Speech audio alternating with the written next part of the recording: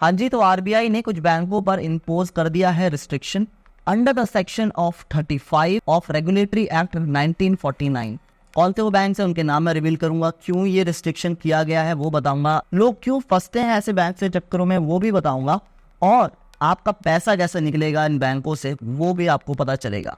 सारी इन्फॉर्मेशन मिलेगी। Just in case you are new here, consider subscribing to the channel. देखो, सबसे पहले यहाँ पर आरबीआई ने सबसे पहले बैंक को जो इम्पोज किया है, रिस्ट्रिक्ट किया है, उसका नाम है सर्वोदय कोऑपरेटिव बैंक। ये कोऑपरेटिव बैंक, कोऑपरेटिव बैंक कौन से होते हैं? कोऑपरेटिव बैंक ये वो बैंक होते हैं जहां पर कुछ समूह के लोग ही मिलकर फंड इकट्ठा करते हैं और एक पर्टिकुलर एरिया में वो बैंक का निर्माण करते हैं, और वो बैंक उस पर्टिकुलर एरिया के लिए ही एक तरह से संचालित रहता है, उनकी जरूरत के हिसाब से ही काम करता है, और इसी को कहते हैं कोऑपरेटिव बैंक्स। ये बड़े बड़े बैंक्स की तरह नहीं काम करता, तो ये सुचारू रूप से काम नहीं कर पा रहा था। इसकी फाइनेंशियल इंस्टेबिलिटी के कारण आरबीआई ने इस पे बैन लगाया है। 15 अप्रैल 2024 को आरबीआई ने इस पे बैन लगाया है और कहा गया है कि अगर आपने अपनी फाइनेंशियल इंस्टेबिलिटी को सुधारा नहीं 15 अक्टूबर 2024 तक, ये 6 महीने का टाइम दिया है, तब हम आपको परमानेंटली शट ऑफ कर देंगे। अब प्रॉब्लम किसके लिए आई पता है? प्रॉब्लम आपके लिए आई। प्रॉब्लम आपके लिए इसलिए आई क्योंकि आप गए ऐसे बैंक्स के पास और अपना अच्छा खासा अमाउंट इन बैंक्स में जमा करा दिया। क्यों? लालच यार, लोग को लालच ही तो खींच के लाता है। लोग इसलिए जाते हैं क्योंकि ये जो छोटे छोटे बैंक्स होते हैं ये अच्छा इंटरेस्ट दे देते हैं, ये अच्छा इंटरेस्ट देते हैं, इस वजह से यहाँ पर लोग जाकर एफडी खुलवा लेते हैं और इसी वजह से अपना पैसा फंसवा लेते हैं। अब यहाँ पे आरबीआई ने क्या कहा है कि अगर आपका अकाउंट है इस बैंक में, सर्वोदय कोऑपरेटिव बैंक में, तो आप 15,000 से ज्यादा का विड्रॉ कर नहीं सकते। इसके साथ ही बैंक कोई नया लोन दे नहीं सकता, इसके साथ ही बैंक कोई नया इन्वेस्टमेंट जिसे कैश एडवांस भी कहते हैं वो नहीं कर सकता, और बैंक कोई नया कस्टमर एक्वायर नहीं कर सकता। अब बैंक को तो ये बात पता है, लेकिन कई सारे लोग को ये बात पता ही नहीं है। इनफैक्ट इस बैंक के कस्टमर्स तक को मैं दावे के साथ कह सकता हूँ बात पता ही नहीं होगी। इसी वजह से वीडियो बना रहा हूँ मैं। तो बैंक क्या करता है, फर्ज करो आप गए बैंक के पास, बैंक क्या करेगा, आपको एक्वायर कर लेगा, क्योंकि उन्हें पता है यार कि आपसे उनको पैसा आ रहा है, तो वो क्यों मना करेगा? उसको पता है कि आपको नहीं पता ये चीज़। तो यहाँ पर आप ये गलती ना करो, आप अपना पैसा ना फंसवा लो। ये है आज की वीडियो का मोटिव। अब क्या कर सकते हैं लोग जो कि ऑलरेडी एग्जिस्टिंग कस्टमर्स हैं इस बैंक के? सबसे पहली चीज़ तो भाई, अगर आपका अमाउंट 5 लाख रुपए से ज़्यादा का है तो only thing you can do is कि 15-15 हज़ार रुपए करके निकालते रहो भाई। यही ऑप्शन है आपके पास, और कोई ऑप्शन है ही नहीं। क्योंकि अगर आपका अमाउंट 5 लाख रुपए तक है तो DICGC के तहत, यानी कि depository insurance and credit guarantee corporation, आपको 5 लाख तक का मुआवजा देगा इन केस ये बैंक डूब जाता है। लेकिन मैं जानता हूं कि कई सारे लोग का काफी सारा पैसा फंसा होगा, इसी वजह से मैं कह रहा हूं कि रिस्क मत लो। आप रोज जाओ 15,000 रुपए निकाल के वापस आ जाओ, और ये जब तक करते रहो जब तक आपका पैसा जो है पूरा निकल नहीं जाता इन जैसे बैंकों से। ठीक है, DICGC के भरोसे मत बैठना, बहुत ज्यादा ये लंबा प्रोसीजर हो जाता है। लेकिन ये जो एफडी का लालच है ना, हाई इंटरेस्ट वाला, यही डुबाता है लोग को। भाई ये कोऑपरेटिव बैंक है, मतलब ये एक ऐसा बैंक है जहां पर इसके मेंबर्स ही इसके ओनर हैं। मैं आपको समझा भी देता हूँ कोऑपरेटिव बैंक क्यों इतने ज्यादा एफिशिएंट नहीं होते। अक्सर देखा भी होगा आपने, सबसे ज्यादा जो फाइनेंशियल फ्रॉड होते हैं या फिर इंस्टेबिलिटी जिन बैंक से पाई जाती है वो इस तरह के बैंक ही होते हैं। कोऑपरेटिव बैंक में क्या होता है भाई, कुछ लोग थोड़ा थोड़ा पैसा मिलाते हैं, पूल करते हैं, और एक पर्टिकुलर गांव में, ये बेसिकली गांव में ही ऐसे बैंक बनते हैं, गांव हो गया या थोड़ा सा एक शहरी सिटी हो गया एक तरह से जो इतना डेवलप नहीं है, वहां पे बैंक की स्थापना की जाती है। अब क्यों की जाती है? क्योंकि बड़े बैंक वहां आते ही नहीं है, वहाँ के लोग को लोन की जरूरत होती है, वहाँ के लोग को एफडी करानी होती है, तो वो कहाँ जाएंगे? तो इस तरह के बैंक का निर्माण किया जाता है। अब यहाँ पर ये इनको फाइनेंस की इतनी नॉलेज होती नहीं है, तो डिसीजन मेकिंग पावर जो होती है इनकी वो बहुत ज़्यादा पुअर होती है, और यही सबसे बड़ी वजह होती है कि इन जैसे बैंक्स में आपको फाइनेंशियल इंस्टेबिलिटी देखने को मिलती है। दूसरी बड़ी वजह ये है कि वहाँ जो रूलिंग पार्टी होती है वो भी इन जैसे बैंक्स पर अपना दबदबा बना के रखती है। और तीसरी बड़ी वजह ये होती है कि मान लीजिए कि वहाँ के लोगों ने लोन ले भी लिया, तो भैया हर कोई लोन चुका नहीं पाता। यहाँ पे डिफॉल्ट रेट जो है वो बहुत ज़्यादा हाई रहता है। नॉन परफॉर्मिंग एसेट्स इनके काफ़ी ज़्यादा हाई होते हैं, जिनको हम NPA कहते हैं।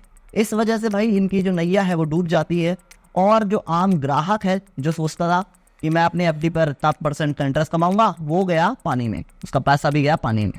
ये होता है। हमारा दूसरा बैंक जो है दोस्तों, उसका नाम है national urban cooperative bank, Pratapgarh में इसकी एक ब्रांच है भाई। और आरबीआई ने अगेन यही वजह के कारण, यानी कि इसमें फाइनेंशियल इंस्टेबिलिटी होने के कारण, इस पे भी under section 39A of regulation act 1949 ये इम्पोज कर दिया है, यानी कि इसको भी एक तरह से रिस्ट्रिक्ट कर दिया गया है। 15 तारीख को ये दोनों पार्ट हुए हैं, 15 अप्रैल 2024 को, और इन दोनों ही बैंक्स को टाइम दिया गया है कि 6 महीने का कि फाइनेंशियल स्थिति सही कर लो अपनी, वरना दोनों के दोनों जाओगे, ताला लग जाएगा दोनों बैंक्स के ऊपर।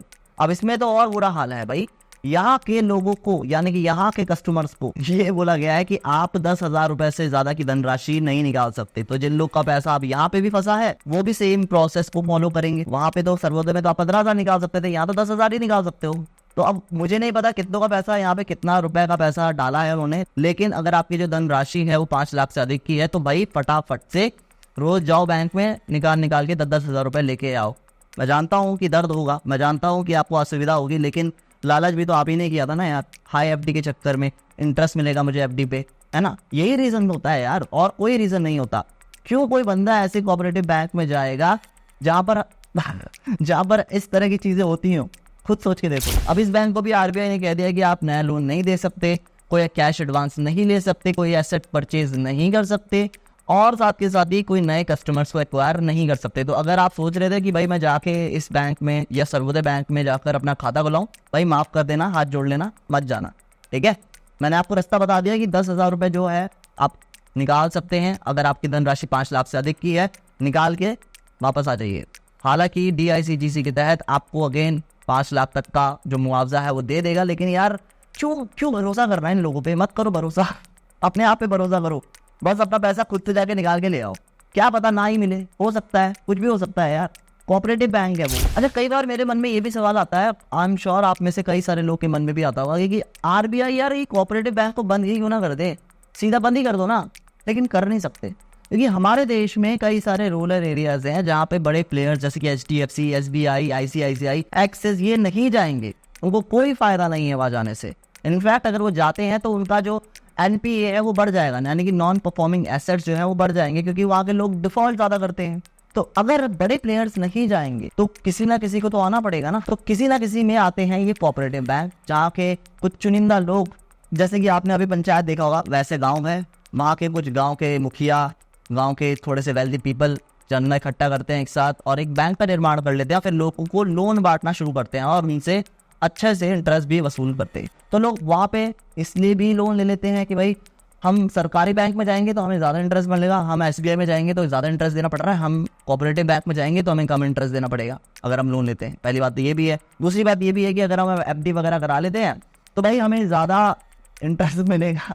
तो ये लालच के कारण वहाँ के बेचारे लोग फंसते भी हैं, और वहाँ के लोग इतने भी बेचारे नहीं होते, शातिर भी होते हैं। वो लोग अपना जो लोन है वो टाइम से चुकाते नहीं है, इस वजह से बेचारे इन कोऑपरेटिव बैंक की जो नैया है वो डूबती है।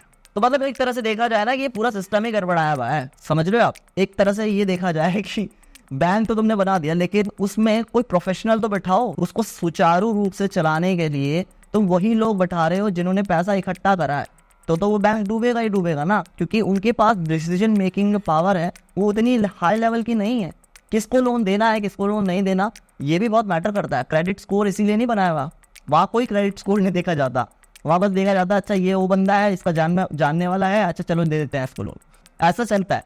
तो भैया इस तरह के बैंकों से दूर रहो, ठीक है। अगर आपका अकाउंट है इसमें क्लोज करवाओ, और जितना भी पैसा बढ़ा हुआ है फटाफट से निकाल के अपने पास ले आओ और कहीं और अच्छे व्हीकल में डालो, ठीक है। यार उम्मीद करता हूँ इस वीडियो से तुमको मदद मिली हो, समझ में आया हो कि किस तरह से ये पूरा का पूरा सिस्टम चलता है। अगर इस चैनल पे पहली बार आए हो ना, सब्सक्राइब किए बिना मत जाना, क्योंकि यहाँ पे हम फाइनेंस रिलेटेड वीडियोस में आपके लिए बनाता रहता हूँ। मैं मिलता हूँ आपको अगली वीडियो में, तब तक के लिए जय हिंद दोस्तों।